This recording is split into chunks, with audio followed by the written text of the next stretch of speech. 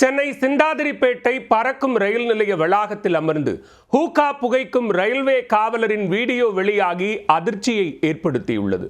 பயணிகளுக்கு பாதுகாப்பு கொடுக்க வேண்டிய காவலர்களே அச்சுறுத்தும் வகையில் நடந்து கொண்டதன் பின்னணி என்ன?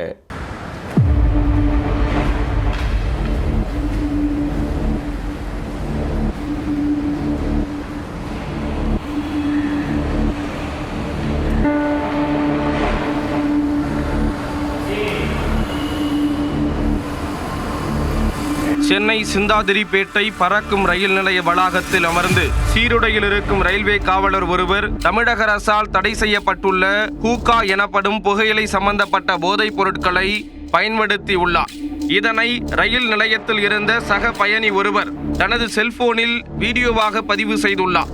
தற்போது அந்த வீடியோ காட்சிகள் வெளியாகி பெரும் அதிர்வலைகளை ஏற்படுத்தியுள்ளது.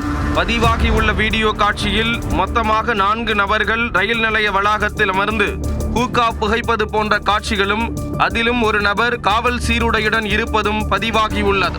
சமீப நாட்களாக ரயில் நிலையங்களில் கொலை குற்ற சம்பவங்கள் அதிகரித்து வருகின்றன. இந்த சூழலில் சம்பந்தப்பட்ட ரயில்வே காவல்துறையினர் பணி நேரத்தில் அமர்ந்து இது போன்ற போதை வஸ்துக்களில் ஈடுபடுவது ரயில் பயணிகளின் பாதுகாப்பிற்கு கேள்விக்குறியாக உள்ளது என்றும் சமூக ஆர்வலர்கள் தெரிவிக்கின்றனர். ரயில் நிலையங்களில் புகையிலை புகைப்பது தண்டனைக்குரிய சட்டமாக பார்க்கப்படும் நிலையில் அதனை கண்காணிக்க வேண்டிய காவல்துறையைச் சேர்ந்த நபர்களே இது போன்ற சம்பவங்களில் ஈடுபடுவது அதிர்ச்சியை ஏற்படுத்துவதாக உள்ளது. மேலும் சம்பந்தப்பட்ட இந்த காவலர்கள் மீது உரிய நடவடிக்கை எடுக்க வேண்டும் என்றும் பொதுமக்களிடையே கோரிக்கையும் எழுந்துள்ளது.